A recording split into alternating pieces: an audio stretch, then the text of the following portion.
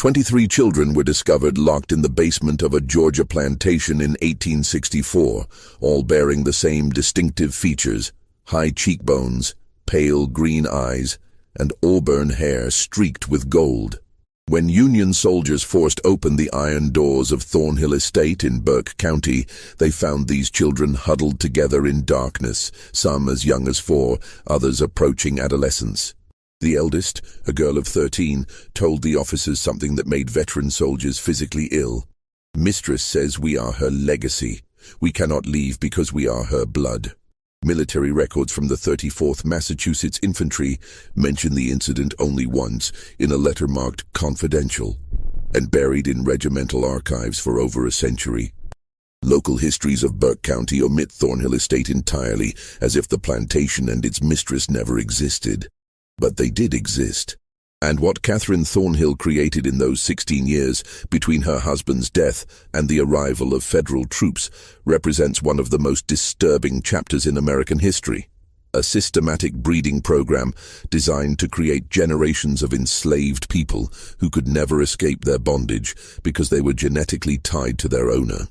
Before we continue with the story of Catherine Thornhill and the nightmare she built in rural Georgia, I need you to do something.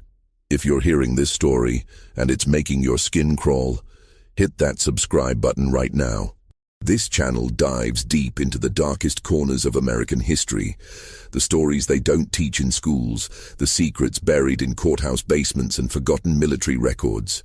And I want to know where you're listening from. Drop a comment telling me what state or city you're in. Are you close to Burke County, Georgia? Does your town have secrets like this buried in its past? Let's find out together. Now, let's go back to where it all began. To a cold February morning in 1847, when a young widow inherited a dying plantation and conceived a plan that would haunt Georgia for generations. The winter Catherine Danforth Thornhill buried her husband was the coldest Burke County had seen in 20 years. The Thornhill estate sat on 1,700 acres of red clay soil, 7 miles southwest of Waynesboro, the county seat. In 1847, Burke County was cotton country, though not as prosperous as the Black Belt regions further west. The soil here was tired, overworked by decades of single-crop farming. Plantations that had flourished in the 1820s were struggling by the 1840s, squeezed between falling cotton prices and rising costs. The Mexican War had drawn away laborers, and talk of territorial expansion divided communities along bitter lines. Thornhill Estate had once been among the more successful properties in the region. Catherine's late husband, Jonathan Thornhill, had inherited it from his father in 1838, with 42 enslaved workers, adequate equipment, and manageable debt. But Jonathan had been a poor manager and an enthusiastic gambler. By the time a winter fever claimed him in February 1847, the estate was mortgaged to the hilt. The fields were producing barely enough to feed the workers, and creditors were circling like buzzards. Catherine was 28 when she became a widow. She had married Jonathan when she was 19, a strategic match arranged by her father, Theodore Danforth, a prominent merchant in Augusta. The Danforths were old Georgia money, descended from settlers who had arrived in the 1730s. Catherine had been educated by private tutors, spoke French passably well, and had been raised with expectations of managing a substantial household. What she had not expected was to inherit a failing plantation with crushing debts and a 16-year-old son who looked at her with something approaching hatred. Richard Thornhill was Jonathan's son from his first marriage. His mother had died giving birth to him in 1831, and Jonathan had remarried 5 years later. Richard had never warmed to Catherine, viewing her as an interloper who had replaced his real mother. He was a sullen, bookish boy who spent most of his time in the estate's small library, avoiding both his stepmother and the practical work of running a plantation. Catherine found him weak, impractical, and entirely too sentimental about the enslaved workers. He had once suggested they should be taught to read, an idea so dangerous that Catherine had forbidden him from speaking of it again. The plantation itself reflected its declining fortunes. The main house was a 2-story structure of whitewashed brick, with 6 columns across the front portico, built in 1805 in the Federal style. Paint peeled from the window frames, and the roof leaked in 3 places. The furniture inside was a mix of inherited pieces from Jonathan's family and cheaper replacements purchased when the good pieces had been sold to pay gambling debts. Behind the main house stood the kitchen building, the smokehouse, the dairy, and the overseer's cottage, all in similar states of disrepair. Further back, beyond a line of live oaks draped with Spanish moss, were the quarters where the enslaved population lived. In 1847, 31 people remained on the property, 11 men, 13 women, and 7 children. 16 others had been sold off over the previous 3 years to satisfy Jonathan's creditors. Those who remained knew that more sales were coming. Fear hung over the quarters like fog over the Savannah River. Catherine spent the first month after Jonathan's death in a kind of controlled fury. She met with the estate's lawyer, Ambrose Talbot, who laid out her options in blunt terms. Sell the property and the remaining workers to settle the debts, and perhaps have enough left over to live modestly in Augusta under her father's roof. Or find some way to make the plantation profitable again, which Talbot considered unlikely given the state of the cotton market and the estate's depleted resources. Neither option was acceptable to Catherine. Returning to Augusta would mean admitting failure. Living as a dependent spinster in her father's house, forever marked as the widow who couldn't hold on to her inheritance. But she also recognized that traditional plantation management wouldn't save Thornhill Estate. The land was worn out. The equipment was old. The remaining enslaved workers were insufficient in number to work the cotton fields profitably, and she had no money to purchase more. It was during one of these sleepless nights, poring over the estate's account books by candlelight, that Catherine conceived her plan. The idea came to her with the cold logic of desperation. If she couldn't afford to purchase workers, she would breed them, but not in the haphazard way most plantations did it, offering minor incentives for couples to have children and waiting 15 years for those children to become productive laborers. No, Catherine envisioned something far more systematic, more controlled. She would create a population of workers who were biologically tied to the estate, who could never be sold because they were her own descendants, who would have an instinctive loyalty to the plantation because it was literally in their blood. The plan was monstrous, but to Catherine, it was also elegant. She was still young enough to bear children. She would select the strongest, healthiest men among the enslaved population and conceive children with them. These children would be raised knowing their parentage, would be given slightly better treatment than the others to ensure their loyalty, and when they reached maturity, would be paired with enslaved women to produce the next generation. Within 20 years, Catherine calculated, she could have a workforce of 50 or more, all bound to Thornhill Estate by ties that went deeper than legal ownership. She began keeping a journal to work out the details. This was no diary of personal feelings. Catherine was far too practical for that. Instead, she created what she called her cultivation records, filled with calculations, observations, and plans. She wrote in a simple substitution cipher, replacing key words with innocuous agricultural terms. Children became seedlings. The men she selected became rootstock. Pregnancies were plantings.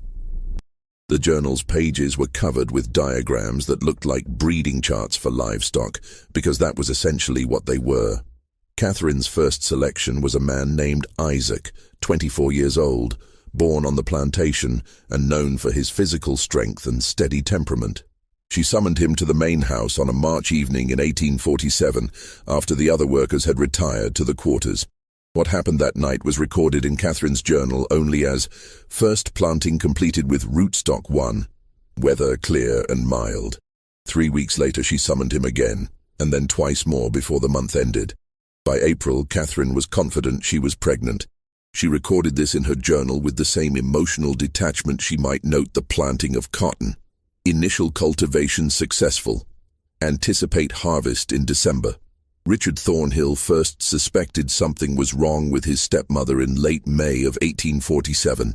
He noticed she had stopped taking her morning rides around the property, claiming the heat bothered her even though the Georgia summer had barely begun. She took her meals in her room more frequently and had dismissed the house servant who usually attended her, preferring to manage her own affairs. For a woman as concerned with appearances as Catherine, this withdrawal was unusual. But it was a conversation Richard overheard in early June that truly alarmed him. He had been in the library, hidden behind one of the tall bookcases, when Catherine met with Miriam Grayson in the adjacent parlor. Mrs. Grayson was the local midwife, a sharp-featured woman of 50 who attended births for both white and enslaved families throughout Burke County. Richard knew her slightly. She had a reputation as a skilled practitioner, but also as someone who asked few questions and kept confidences absolutely. "You're certain of your condition?" Mrs. Grayson asked in her clipped professional tone. "Quite certain," Catherine replied. "I should think sometime in early December." "And Mr. Thornhill passed in February, you said?" There was a pause. Richard pressed himself against the bookcase, hardly breathing. "My late husband and I were intimate in January," Catherine said evenly, "shortly before his final illness." "Of course." Mrs. Grayson's voice carried a note of something, not quite disbelief, but a careful neutrality. "I'll need to examine you properly, and we should discuss the arrangements for the delivery. Will you want me here at the house?" "I will. And I'll need your discretion, Miriam. Absolutely. You have it, as always." Richard waited until both women had left the room before emerging from his hiding place. His hands were shaking. The mathematics didn't work.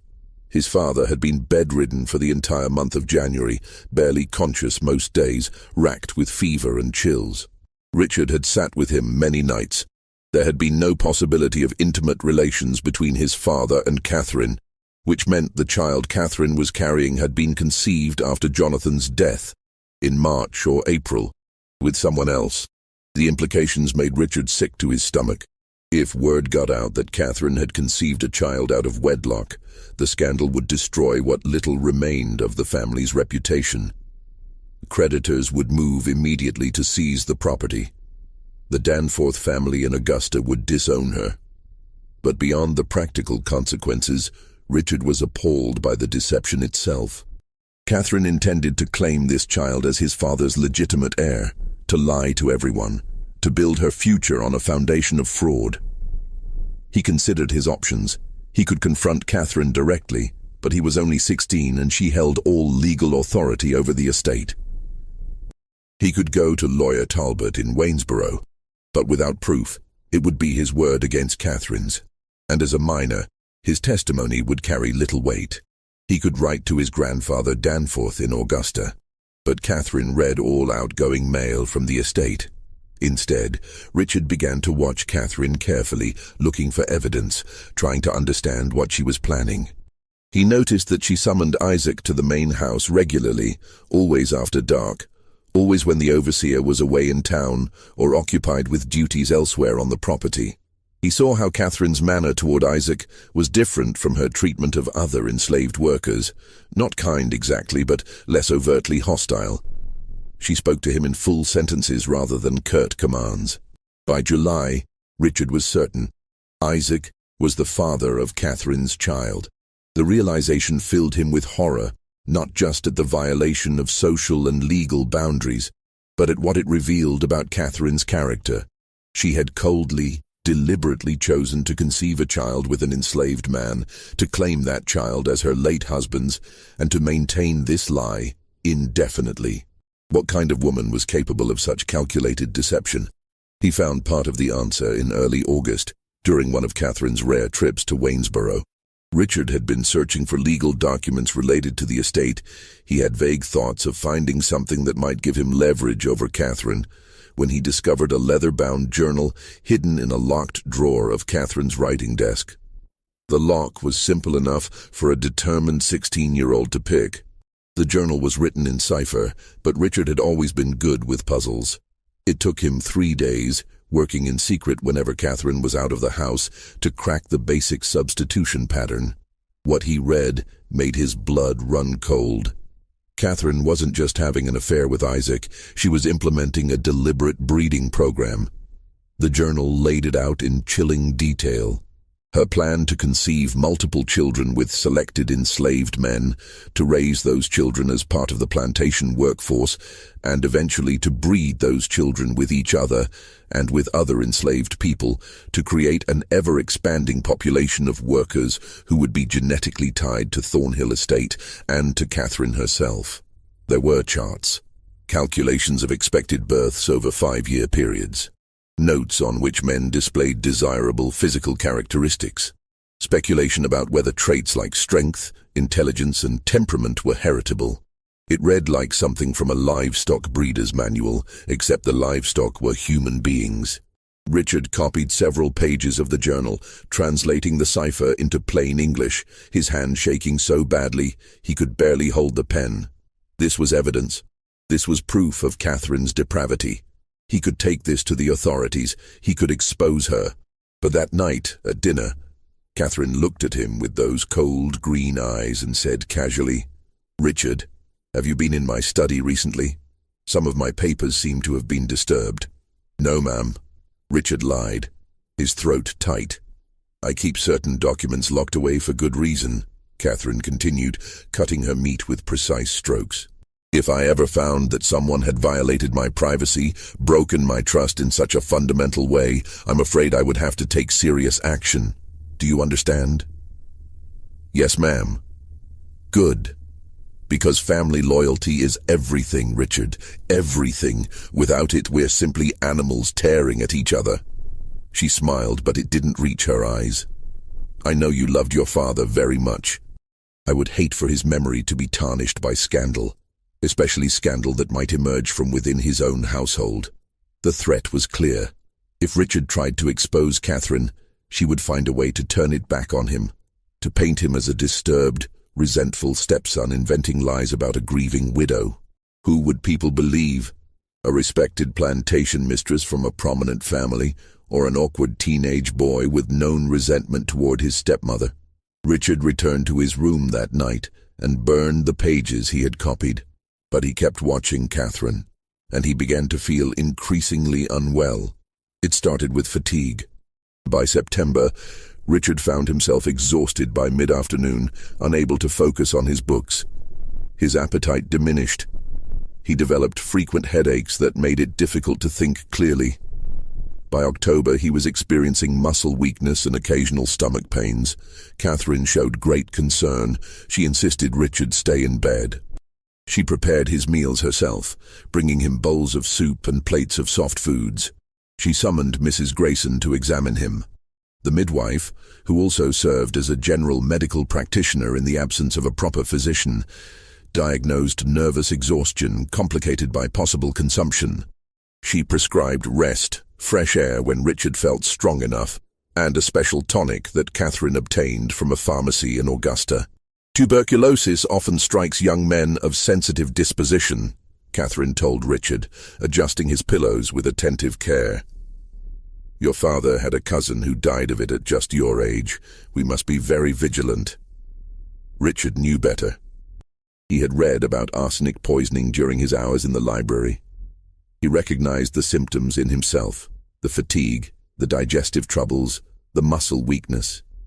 Catherine was slowly killing him, disguising murder as disease, eliminating the one person who knew her secret and posed a threat to her plans.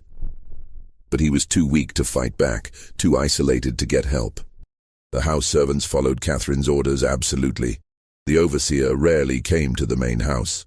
Richard's room was on the second floor, and by November he barely had the strength to get out of bed, let alone escape the property and reach Waynesboro. He made one final attempt to expose Catherine in late November, writing a letter to his grandfather Danforth in Augusta. It took him 3 days to compose it, working for a few minutes at a time before exhaustion overwhelmed him. He described Catherine's breeding program, her journal, the poisoning. He sealed the letter and gave it to one of the younger house servants, a girl named Pearl, begging her to post it in Waynesboro without telling Catherine. Pearl took the letter, but she also told Catherine, terrified of what would happen if the mistress discovered she'd been keeping secrets. Catherine read the letter, expressionless, then burned it in the fireplace in front of Richard. "You're very ill, darling," she said softly, almost tenderly. "The fever is affecting your mind. You're imagining things that aren't real. It's a mercy, really, that you won't have to suffer much longer." Richard Thornhill died on December 3, 1847, 3 weeks before his 17th birthday. Dr. Samuel Pritchard from Waynesboro, summoned to record the death, noted consumption as the cause and remarked that the young man had wasted away with tragic speed. Catherine wept decorously at the funeral. She wore black for a full year. 4 days after Richard's burial, Catherine gave birth to a healthy son. She named him Jonathan, after her late husband, and claimed he had been born slightly premature, which explained any questions about timing. Few people in Burke County thought to count backwards from the birth to Catherine's widowhood. Those who did kept their speculations to themselves. It was not the kind of thing one discussed openly. The years between 1848 and 1856 transformed Thornhill Estate in ways that seemed almost miraculous to outside observers. The plantation that had teetered on the edge of bankruptcy slowly regained its footing. Cotton production increased. The enslaved workforce grew. Catherine Thornhill earned a reputation as a shrewd, if somewhat reclusive, plantation mistress who managed her property with uncommon efficiency. But that efficiency came at a terrible cost that no outsider ever saw. Catherine gave birth 4 more times between 1848 and 1853. Daughters named Eleanor, Abigail, and Margaret, and another son she called Samuel. Each birth was attended only by Miriam Grayson, who by now was deeply complicit in Catherine's schemes. The midwife received generous payment for her services and her silence, regular fees that far exceeded her normal rates, plus a small cottage on the edge of the Thornhill property where she could live without paying rent.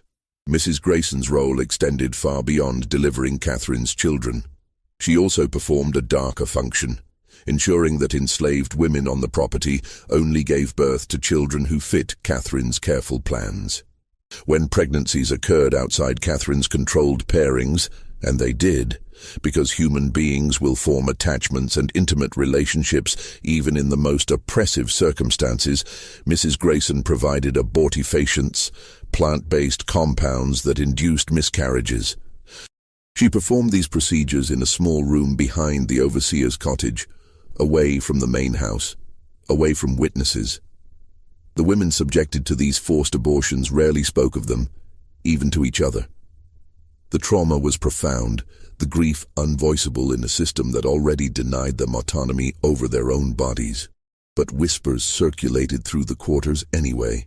Stories of women who had been pregnant 1 week and bleeding the next, who were told they had simply lost the babies naturally, though everyone knew Mrs. Grayson had been involved. One woman, named Ruth, tried to resist. In the spring of 1851, she was 5 months pregnant when Catherine discovered that the father was not the man Catherine had designated for her, but instead a young field hand named Samuel, with whom Ruth had formed a genuine attachment. Catherine ordered Mrs. Grayson to terminate the pregnancy immediately. Ruth ran. She made it nearly 4 miles into the pine forests southwest of the plantation before the overseer's dogs tracked her down. She was dragged back to Thornhill Estate, held down by 2 men while Mrs. Grayson forcibly administered the abortifacient compounds. Ruth survived the ordeal physically, but something fundamental broke inside her. She worked mechanically after that, spoke rarely, and died 2 years later during a fever outbreak that swept through the quarters. She was 24 years old, but Ruth's tragedy was just one among many. By 1856, Catherine's program had produced 7 children of her own, all of whom were being raised in a peculiar liminal space. They were legally enslaved. Catherine had registered them as such in the county records, claiming them as children born to enslaved women on the property, which gave her legal ownership of them. But in practice, they lived in the main house, wore decent clothes, ate better food than the other enslaved children, and received informal education from Catherine herself. Young Jonathan, the eldest, was 8 years old in 1856. He was a serious, quiet child who resembled Catherine strongly. The same green eyes, the same auburn hair, the same sharp features. He had no memory of his father Isaac, who had been sold to a plantation in Alabama in 1849. Catherine had found Isaac's presence a complication once his purpose had been served. The money from his sale helped pay down some of the estate's remaining debts. The younger children knew nothing of their true parentage. Catherine told them they were fortunate orphans whom she had taken into her household out of Christian charity. She taught them to read and write, a dangerous illegality in Georgia, where teaching enslaved people literacy was prohibited by law, but Catherine was confident no one from the outside would ever enter her home and discover what she was teaching these children. She was grooming them, preparing them for the next phase of her plan. But that phase required patience. The children needed to reach physical maturity before they could be used for breeding. Catherine continued her meticulous record-keeping, tracking their growth, their health, their temperaments. She noted which children showed physical strength, which seemed more intelligent, which were more compliant. She was planning pairings decades in advance. In the meantime, she continued having children of her own. 3 more were born between 1854 and 1856, sons named William and Henry, and a daughter called Caroline. Each had a different father, carefully selected from among the enslaved men on the property. Catherine's criteria were ruthlessly practical: physical health, strength, decent teeth, good eyesight, no obvious impairments. She cared nothing for their personalities or characters. They were, in her mind, simply genetic material to be utilized. The men themselves had no choice in the matter. When Catherine summoned them to the main house, they came, knowing that refusal would mean brutal punishment or sale. Some of them understood what was happening, that the children Catherine bore would be their own biological offspring, even as those children would be raised to think of Catherine as their benefactress and savior. The psychological torture of this situation was extreme. They were forced to become fathers to children they could never acknowledge, never parent, never protect. One man, named Thomas, was summoned to the main house in 1855. He was 26 years old, married to a woman named Hannah who lived in the quarters. Hannah was pregnant with their first child. When Thomas learned that Catherine intended to use him for breeding, he tried to refuse. The overseer, a brutal man named Virgil Kane, had Thomas whipped in front of the assembled enslaved population, 39 lashes that left his back scarred for life. Then Catherine had him brought to the main house anyway. Thomas complied. He had no other choice, but he never spoke to Hannah about what happened in the main house, and Hannah never asked. Some knowledge was too poisonous to voice. By 1856, Thornhill Estate housed a population that looked normal on the surface, but was actually structured along Catherine's twisted logic. There were the field workers, about 20 adults and their children, who worked the cotton and corn under the overseer's supervision. There were the house servants, 3 women and 1 elderly man who cooked, cleaned and maintained the domestic space. And then there were Catherine's special children, 10 in total by 1856, ranging in age from 8 years old down to infancy. These children occupied a strange position in the plantation hierarchy. The other enslaved people resented them for their privileges, but also pitied them for what they represented. Everyone in the quarters understood on some level what Catherine was doing. They didn't have language for eugenics or breeding programs; those terms would come later. But they recognized the pattern. They saw how Catherine kept detailed records of the children, how she measured them periodically, how she noted their development in her locked journal. And they waited with a kind of horrified anticipation for what would happen when these children grew up. Because everyone knew what Catherine intended. She had made it clear in subtle ways, in comments and instructions. These children were being raised to produce the next generation of workers. They were tools in Catherine's long-term plan to create a workforce that could never leave, could never be sold, because they were genetically bound to her and to Thornhill Estate. It was an abomination disguised as innovation. But in the isolated world of a rural Georgia plantation in the 1850s, with no outside oversight and absolute power concentrated in the hands of the property owner, Catherine was able to pursue her vision without interference. The only person who posed any potential threat was lawyer Talbot in Waynesboro, who handled the estate's legal affairs and thus had access to records that might raise questions. But Talbot was a practical man who valued profitable clients, and by 1856, Thornhill Estate was becoming profitable. The cotton yields were improving. The workforce was growing through Catherine's breeding program at no acquisition cost. Debts were being paid down. Talbot asked no uncomfortable questions because he benefited from Catherine's success. The isolation of the plantation helped maintain secrecy. Thornhill Estate was 7 miles from Waynesboro, connected by a rough road that was often impassable in winter. Neighbors were few. The nearest plantation was 3 miles away. Catherine rarely entertained visitors and discouraged social calls. When she did interact with other plantation families, usually at church on Sundays or at occasional gatherings in Waynesboro, she presented herself as a proper widow, managing her late husband's property with Christian virtue and practical wisdom. No one suspected the systematic horror occurring behind the whitewashed brick walls of the main house and in the quarters beyond the oak trees. And even if they had suspected, would they have cared?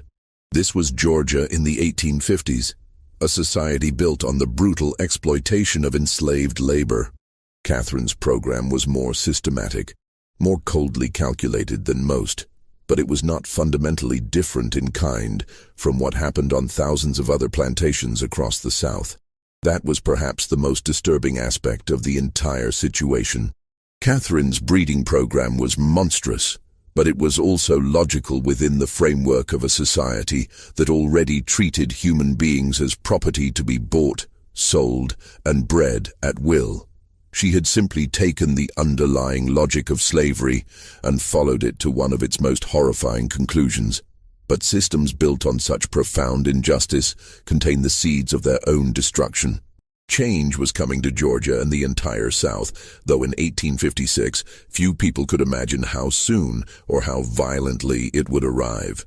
The late 1850s brought increasing tensions to Burke County and all of Georgia. The question of slavery's expansion into new territories dominated national politics. The violence in Kansas Territory, where pro-slavery and anti-slavery settlers were literally killing each other, was discussed in anxious tones at the courthouse in Waynesboro. The presidential election of 1856, which put James Buchanan in office, did little to resolve the fundamental conflicts tearing the country apart. Catherine paid little attention to politics. Her focus remained fixed on Thornhill Estate and her long-term program.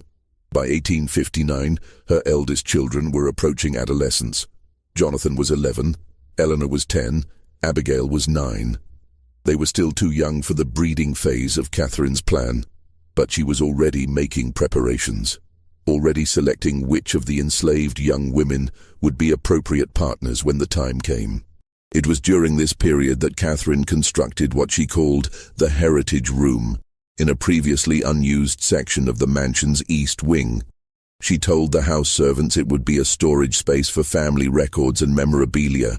In reality, it was a shrine to her breeding program. The room was windowless, lit by oil lamps, with walls lined with shelves and a large table in the center. On the shelves, Catherine stored her coded journals, 3 leather-bound volumes by 1859, chronicling every birth, every pairing, every observation about the children's development. She also kept small glass vials, each labeled with a name and a date, containing locks of hair from each child. These samples were arranged in rows, organized by generation and parentage, a physical archive of her genetic experiments. On the table, Catherine had drawn elaborate family trees in ink, showing not actual family relationships, but her planned pairings for future generations. Lines connected names, with notations about anticipated outcomes. Strong constitution, good teeth, intelligent, compliant temperament. It looked like breeding charts for show dogs or race horses, except the names were human. Abigail paired with Thomas's son Jacob, Eleanor with Isaac's son Marcus, who would be born in 1862, Margaret with Samuel's nephew Peter. Catherine spent hours in this room, planning decades into the future, imagining a Thornhill estate populated by 100 or more workers, all descended from her, all genetically and psychologically bound to the land. In her mind, she was creating something revolutionary, a plantation that would never face labor shortages, never require expensive purchases of new workers, never risk mass escapes, because the enslaved population would have nowhere else to go. They were family, in the most literal sense. The practical implementation of this vision required Catherine to exert even tighter control over the plantation's social structures. She began separating the children into different groups based on their roles in her program. The special children, her own biological offspring, continued living in or near the main house. The other enslaved children were kept at a distance, sleeping in the quarters, working in the fields as soon as they were old enough. But Catherine needed these other children too. They were necessary for the genetic mixing she envisioned. So she implemented a system of subtle manipulation, offering small privileges to families who cooperated with their pairings, threatening separation and sale to those who resisted. The psychological pressure was immense and constant. A woman named Violet, mother of 3, found herself in an impossible position in 1860. Catherine had decided that Violet's eldest daughter, a girl of 14 named Sarah, should be paired with one of the older field hands, a man in his 30s named Elijah. Sarah was terrified. She was still a child, and Elijah was old enough to be her father. Violet begged Catherine to wait, to give Sarah more time. Catherine's response was cold. "You have 2 younger daughters, Violet. Would you prefer I sell them to settle this matter? Or will Sarah do her duty to this estate and to you?" Sarah was paired with Elijah that autumn.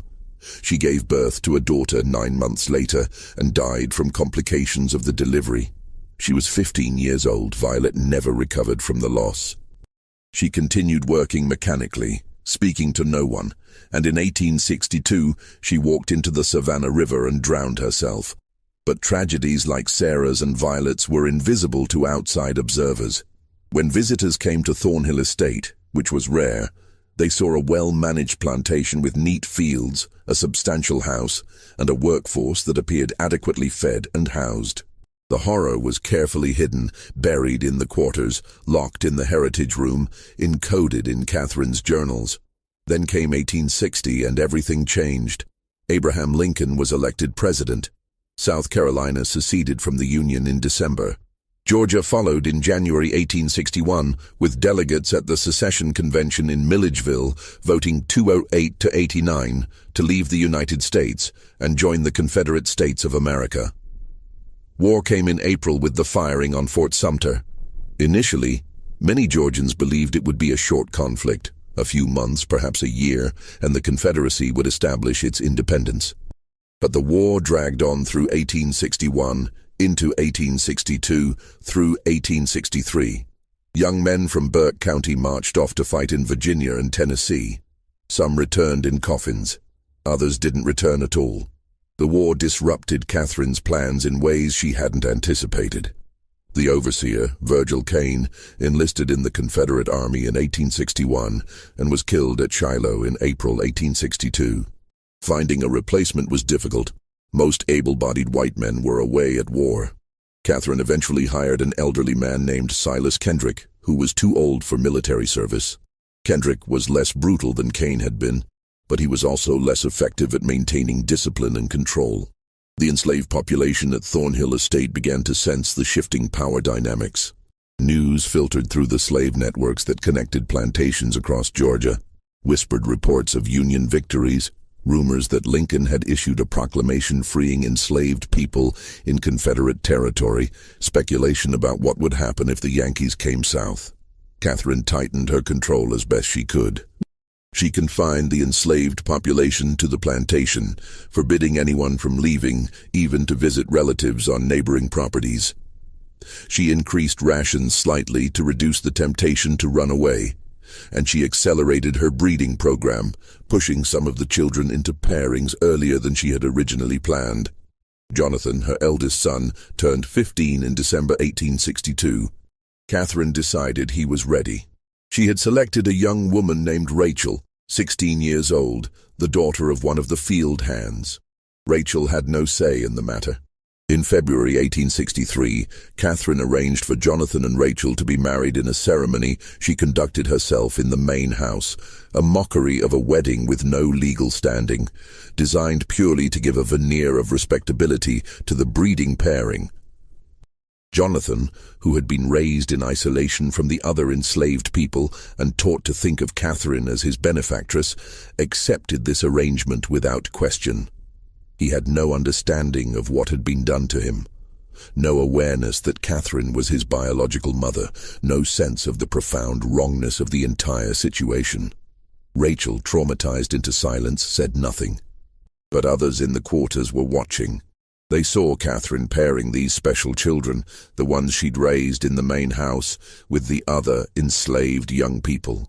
They understood this was the next phase of whatever Catherine had been planning all these years. And a quiet, desperate rage began building in the quarters, a rage that would have nowhere to go until circumstances finally shifted in their favor. The spring of 1863 brought terrible news to Burke County. Confederate losses were mounting. The Union Army controlled the Mississippi River after the fall of Vicksburg. In July, Lee's invasion of Pennsylvania ended in disaster at Gettysburg.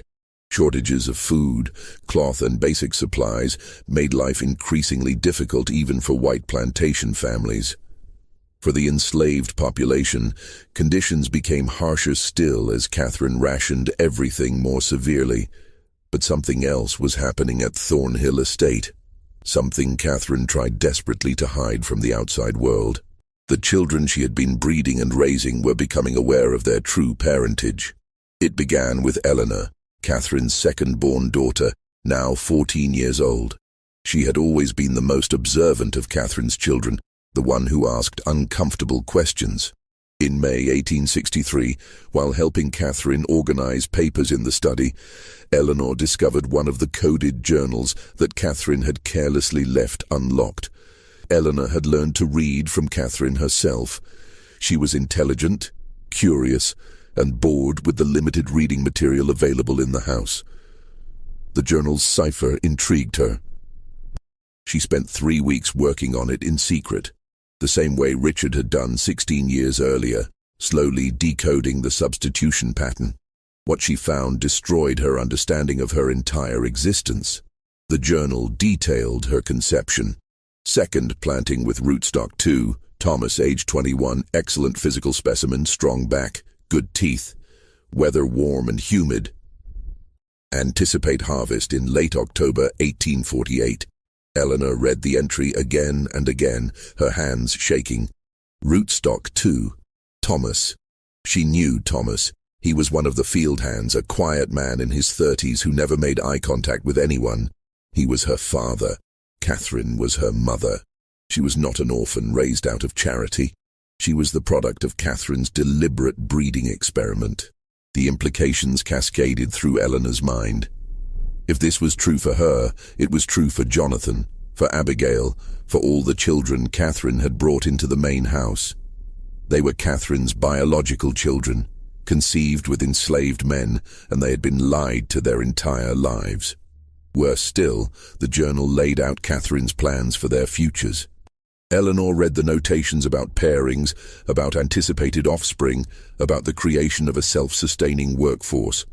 She saw her own name in one of the charts, connected by a line to someone called Marcus, Isaac's son, to be born 1862, pairing with Eleanor anticipated 1865. Eleanor felt physically sick. Catherine intended to pair her with a boy who hadn't even been born yet, to force her to have children who would be enslaved on this plantation forever, to turn her into another breeding tool in this nightmare system. She confronted Catherine that night, her voice shaking with rage and horror. "I read your journal. I know what you are. I know what I am. Catherine's face went still, her eyes cold as winter. "You should not have done that, Eleanor. You're my mother. Thomas is my father, and you've been planning to breed us like animals." Eleanor could barely force the words out. "Sit down," Catherine commanded. "No. Sit down." The threat in Catherine's voice was unmistakable. Eleanor sat, her whole body trembling. Catherine paced the room, her mind clearly working through the problem Eleanor now represented. Finally, she spoke. "You are intelligent enough to understand the position we're in, so I'll speak plainly. Yes, I am your biological mother. Yes, I have been implementing a systematic program to create a self-sustaining workforce for this estate. And yes, you and the others will participate in that program when you come of age." "I won't," Eleanor said, but her voice lacked conviction. "You will, because the alternative is far worse." Catherine leaned forward, her face inches from Eleanor's. "Right now, you live in this house. You eat good food.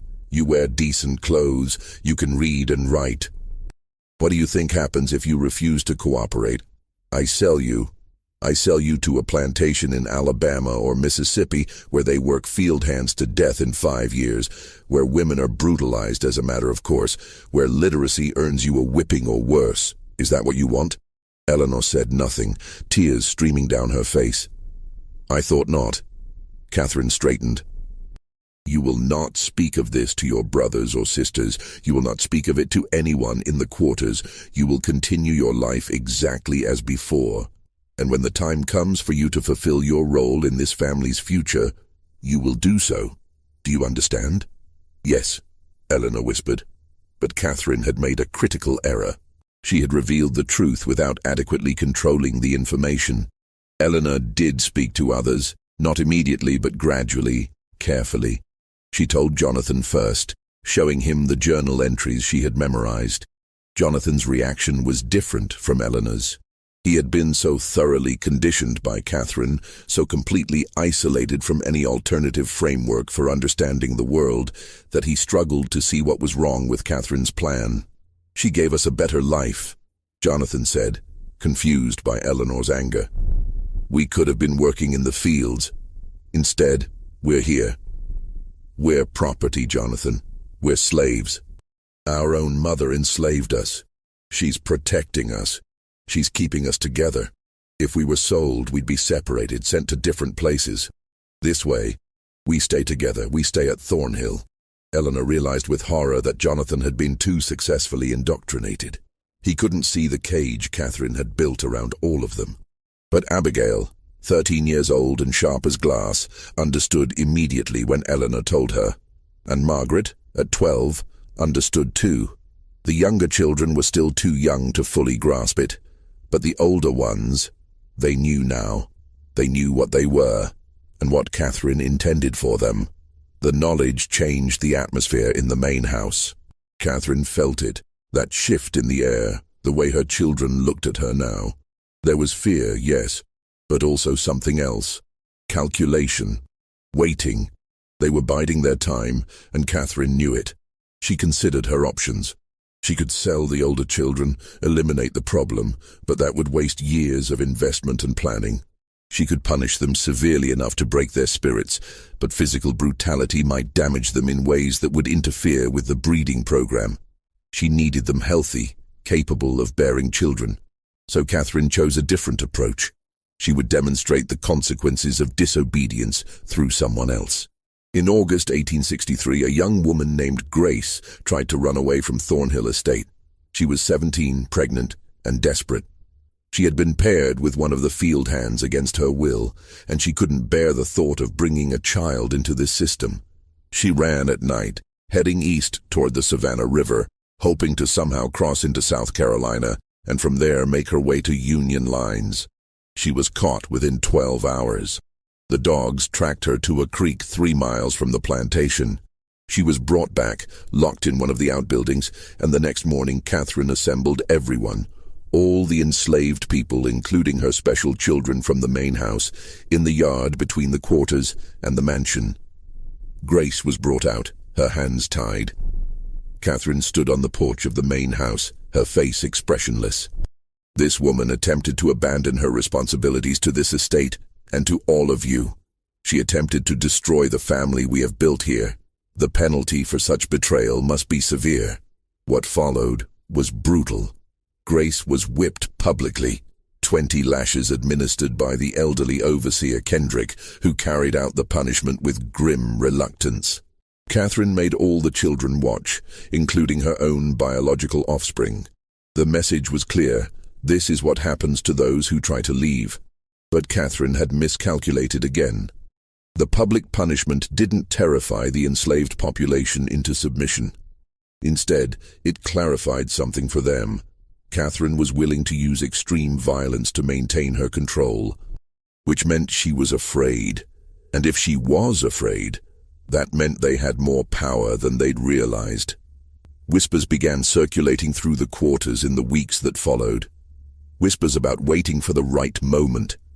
Whispers about what would happen when the war ended, because surely it would end, and surely the Yankees would come south, and surely things would change.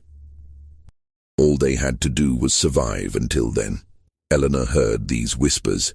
She began spending time near the quarters when Catherine wasn't watching, developing relationships with the other enslaved people she had been kept separate from her entire life.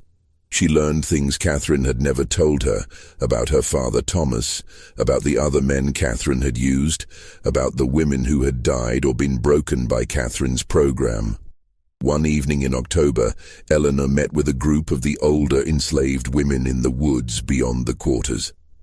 They sat in a circle in the darkness, speaking in low voices.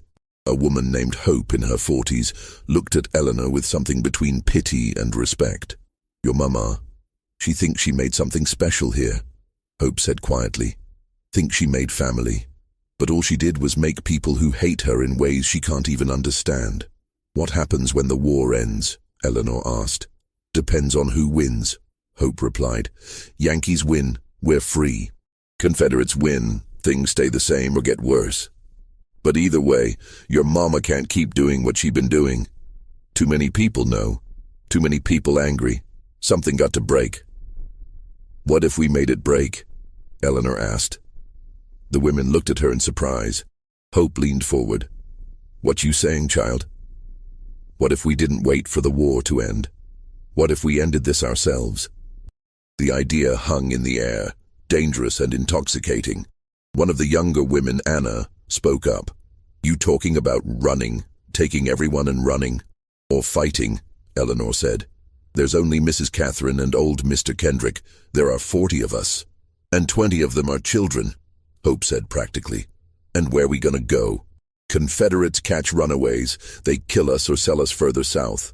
And you think they gonna see you as one of us, or one of them?" The question stung, because Eleanor didn't know the answer. She was Catherine's daughter. She had grown up in the main house. She could read and write. Her skin was lighter than most of the people in the quarters. Would they even accept her if things came to violence? Before Eleanor could respond, they heard footsteps crashing through the underbrush. Everyone scattered, melting into the darkness. Eleanor ran back toward the main house, her heart pounding, wondering if someone had heard their conversation, if Catherine would find out, if everything was about to collapse. But no punishment came. The next day passed normally, and the day after that. It seemed they had escaped detection, but the seed had been planted. The idea that they didn't have to passively wait for external forces to free them. They could act themselves. That idea began spreading through the quarters like a fever. Catherine sensed the change, but couldn't identify its source. She increased her surveillance, had Kendrick patrol the quarters at night, restricted movement even further. The tension at Thornhill Estate grew thicker with each passing week. It was like watching a storm build on the horizon, dark clouds massing, electricity charging the air, everyone waiting for the lightning to strike. The break came in March of 1864, but not in the way anyone expected. A unit of Confederate cavalry came through Burke County, requisitioning supplies from plantations, food, horses, cloth, anything useful for the war effort. Catherine had no choice but to comply. She provided corn, preserved meat, and 2 of the plantation's best horses. The soldiers stayed only one night, camped in the fields beyond the quarters, and departed at dawn. But their presence had consequences. The soldiers spoke openly about the war's progress, and the news was bad for the Confederacy. Sherman was pushing through Georgia. Union forces were closing in from multiple directions. Some soldiers spoke fatalistically about the war being lost, about going home, about the impossibility of maintaining the fight much longer. The enslaved population at Thornhill Estate heard every word. Hope surged through the quarters. Freedom was coming. It might be months or weeks, but it was coming. All they had to do was hold on a little longer. Except Catherine, sensing this hope and terrified by what it meant for her long-term plans, decided to act decisively. If the Confederacy fell, if the enslaved population was freed, everything she had built would collapse. Her special children would leave. Her breeding program would end. 16 years of work would be for nothing. She couldn't allow that to happen.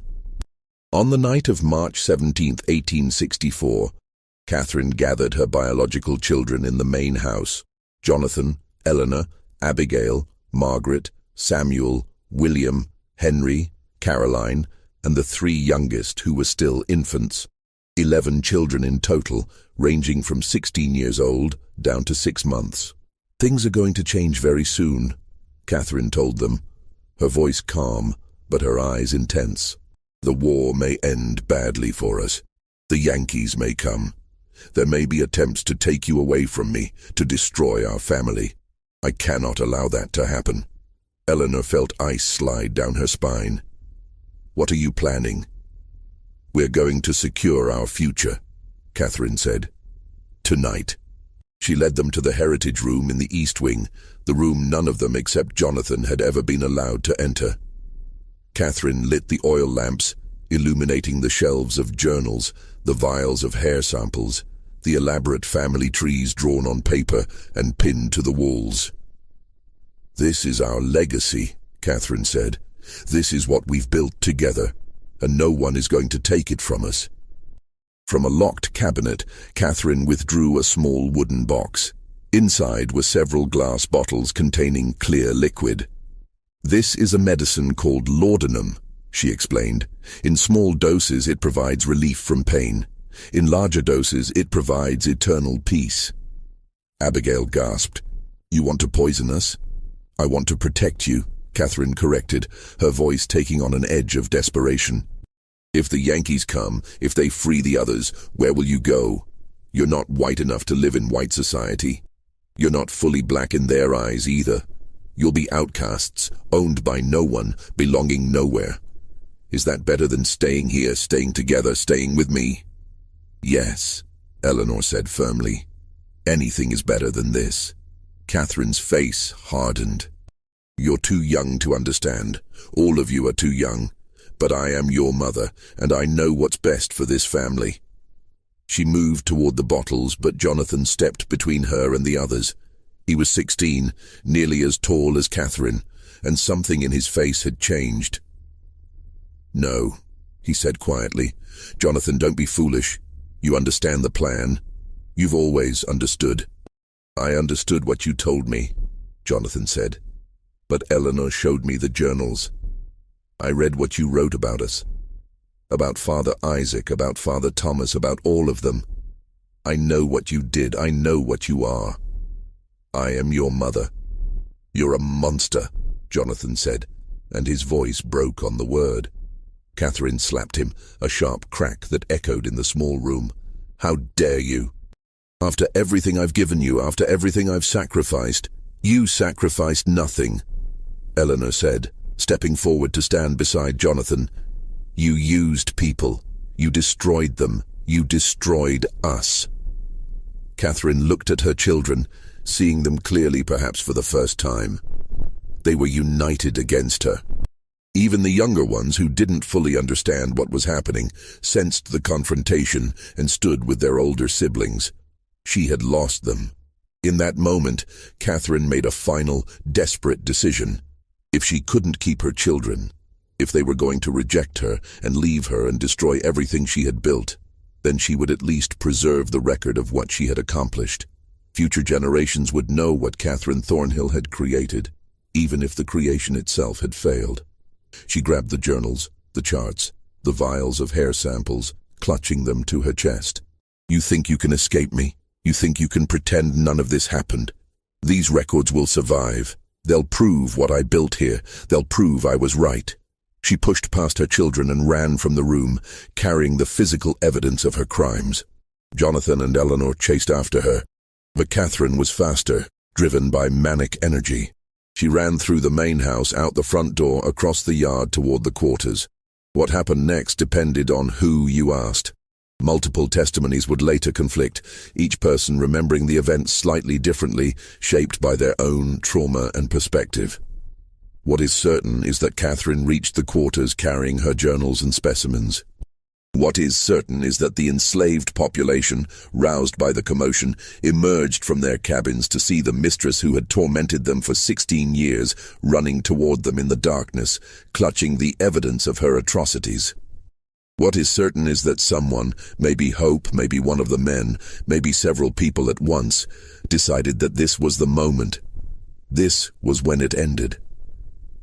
Catherine Thornhill disappeared that night. Her journals were found scattered in the mud outside the quarters, pages torn and muddy. The vials of hair samples were smashed. The charts were burned, and Catherine herself was simply gone. Jonathan and Eleanor, reaching the quarters minutes after their mother, found chaos. People shouting, running in different directions, the acrid smell of smoke where someone had lit a fire to burn Catherine's papers. But no Catherine. "Where is she?" Jonathan demanded. Hope looked at him with an expression he couldn't read. "Gone. That's all you need to know. She's gone, and she ain't coming back. What did you do to her?"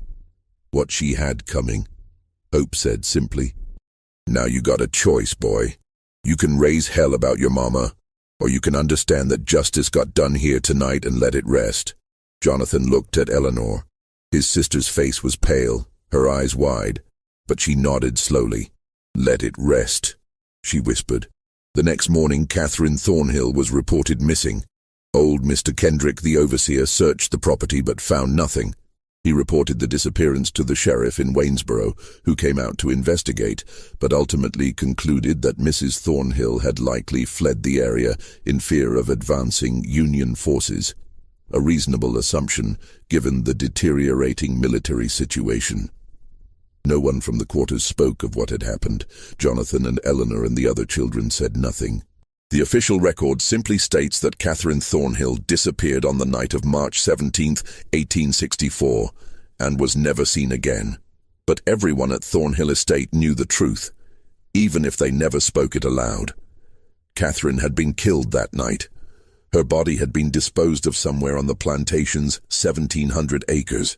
And her children, her biological offspring, her breeding experiments, her legacy, had chosen to let her murderers go unpunished because they understood that their mother had earned her fate. The war ended 14 months later. General Sherman's army swept through Georgia in late 1864, though they passed 30 miles north of Burke County and never came directly to Thornhill Estate. The Confederacy collapsed in April 1865. Freedom came to the enslaved population of Georgia through a combination of military occupation, the 13th Amendment, and the simple fact that the system of bondage could no longer be maintained. At Thornhill Estate, the transition was complicated. Jonathan, as Catherine's eldest child, had some legal claim to the property, but his status was ambiguous, legally enslaved under Georgia law, but also Catherine's biological heir. Lawyer Talbot in Waynesboro tried to sort out the mess, but eventually gave up. The property fell into a kind of legal limbo. Most of the formerly enslaved population left Thornhill Estate within weeks of emancipation. They scattered across Georgia and beyond, seeking family members who had been sold away years before, looking for opportunities in cities, or simply putting as much distance as possible between themselves and the site of their suffering. Some stayed, at least initially. Hope remained, helping to organize those who had nowhere else to go. Thomas stayed, Eleanor's biological father, who finally, after 16 years, was able to acknowledge his daughter openly. They had one conversation about Catherine, about what had been done to him and to Eleanor, and then they never spoke of it again. The pain was too deep, too tangled with the fundamental wrongness of the entire situation. Eleanor herself stayed at Thornhill Estate until 1867. She learned in those years after the war how to exist as a free person, though the psychological damage of her childhood never fully healed. She eventually moved to Savannah, where she worked as a seamstress and married a carpenter named William Foster. She never had children. She never spoke publicly about her mother or her childhood. When she died in 1903, her obituary made no mention of Thornhill Estate or Burke County. Jonathan stayed at the plantation longer, trying to work the land with a small group of freedmen who remained. But the cotton market was depressed, the soil was exhausted, and the property's reputation had begun to spread through the black community in Burke County. By 1869, Jonathan gave up and abandoned the estate. He drifted west, eventually settling in Texas under an assumed name. He died in 1891, and his few possessions included a small notebook where he had written over and over in tiny script, "I did not choose this. I did not choose this. I did not choose this." Thornhill Estate itself decayed rapidly. The main house was partially burned in a suspicious fire in 1871. The remaining structures fell into ruin. The land was eventually seized for unpaid taxes and sold at auction in 1878 to a timber company that cleared the old growth trees and divided the property into parcels. But in 1871, something was discovered that brought the entire story back to public attention, at least briefly. A well driller working on a neighboring property accidentally broke through into an old cistern on what had been Thornhill land. Inside the cistern, 30 feet below ground, was a skeleton. The remains were mostly intact, preserved by the cool, dry conditions. They belonged to a woman, probably in her 30s or 40s. Scraps of cloth suggested a dress from the 1860s. A corroded metal locket found near the skeleton contained 2 miniature portraits, a man and a young boy. The coroner in Waynesboro examined the remains and concluded the woman had died from blunt force trauma to the skull. The skeleton was buried in an unmarked grave in the county cemetery. The official record identified the remains only as unknown female, discovered former Thornhill property, 1871. But people in Burke County's black community knew who it was. The story had been passed down in whispers, in kitchens and churches, in coded language that protected those who had been present that night in March 1864. They knew Catherine Thornhill had been killed by the people she had enslaved and brutalized. They knew her body had been hidden in a deep well or cistern. They knew justice, of a kind, had been done. Over the years, more information emerged, though always fragmentarily, always incompletely. In 1889, a man on his deathbed in Alabama confessed to a minister that he had helped murder his former mistress in Georgia during the war. He provided no name, no details, but the minister noted the confession in his records. In 1902, a woman in Savannah, Hope's granddaughter, wrote a short memoir that mentioned the night the devil mistress disappeared and nobody mourned her. The most damning evidence came to light in 1923, when a historian researching Burke County's Civil War history discovered a cache of letters in the courthouse basement. Among them was a letter written in 1865 by Union Captain Samuel Reynolds, who had commanded one of the first federal units to enter Burke County after the war ended. Reynolds wrote, "We discovered disturbing evidence at a property called Thornhill Estate.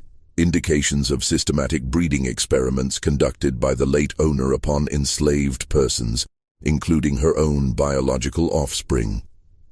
The details are too grotesque to relate in full, but multiple witnesses confirmed that the woman, one Catherine Thornhill, had implemented a program to create a self-perpetuating enslaved population through forced reproduction across generations. The witnesses also informed us that Mrs. Thornhill disappeared in March 1864, and though they would not explicitly state what occurred, their meaning was clear enough. I have elected not to pursue the matter further, as it seems to me that whatever justice was enacted upon this woman was well deserved. I have directed my men to say nothing of what we learned here. The letter was filed away and forgotten again until a graduate student found it in 1954 while researching her dissertation on Reconstruction in Georgia. She tried to verify the story, interviewing elderly residents of Burke County who might remember family stories from that era. Most claimed to know nothing. One woman, 93 years old, the great-granddaughter of one of the enslaved people at Thornhill Estate, said only, "Some things happened that needed to happen. Some people did things that needed doing, and that's all that needs to be said about it." The final mystery of Thornhill Estate concerns the 23 children found locked in the basement when federal troops arrived. Captain Reynolds' official report mentions them, as do several letters written by soldiers in his unit. The children were freed and placed with freedmen families in Burke County and surrounding areas. But what happened to them after that is lost to history. Some of them surely survived to adulthood, some likely had children of their own. Which means there are probably people alive today, living in Georgia or elsewhere, who carry Catherine Thornhill's genetic legacy without knowing it. They might be descended from Jonathan or Eleanor, or one of the other children from the breeding program. They might carry some of those distinctive features, pale green eyes, auburn hair, sharp cheekbones, that marked Catherine's offspring. They would never know their ancestor built her legacy on one of the most calculated systems of exploitation and cruelty in American history. They would never know they exist because a woman decided to treat human beings as livestock, to build a dynasty on forced reproduction and genetic control. They would never know that their great-great-great-grandmother's body lies in an unmarked grave in Burke County, placed there by the people she had tormented, people whose names we will never know because they protected each other's secrets even in freedom. The site of Thornhill Estate today is just fields and forest. The county maintains no historical marker. No books about Burke County history mention the plantation in any detail. The house's foundation is still visible if you know where to look, buried under decades of leaf fall and undergrowth. The old well where Catherine's body was hidden has long since collapsed and filled with earth. But the story persists, passed down through oral tradition in Burke County's black community, whispered in genealogy circles, referenced obliquely in academic papers about slavery and eugenics. It persists because it represents something true and terrible about American history, not just the brutality of slavery itself, but the ways human beings will rationalize and systematize cruelty when they hold absolute power over others. Catherine Thornhill convinced herself she was building something revolutionary, creating a new model for plantation management, securing her family's future. In reality, she was perpetuating and intensifying one of humanity's greatest evils. And the people she exploited, the people she bred and controlled and tormented, ultimately erased her from history as thoroughly as she had tried to erase their humanity. What do you think of this story? Do you believe everything was revealed, or are there still secrets buried on that land in Burke County? The truth is, we may never know the full extent of what happened at Thornhill Estate. The people who lived through it, the survivors, chose to carry some secrets to their graves. And maybe that's their right. Maybe some stories belong to the people who endured them, not to historians or storytellers like me. But we can honor those people by remembering that their resistance mattered, that their survival mattered, that they outlasted the system designed to destroy them. If this story moved you, if it made you think about the hidden histories in your own community, let me know in the comments below. Share this video with someone who appreciates deep dives into America's darkest chapters. Subscribe to this channel for more stories that challenge what you think you know about history, and remember, the past is never as far behind us as we'd like to believe. See you in the next video.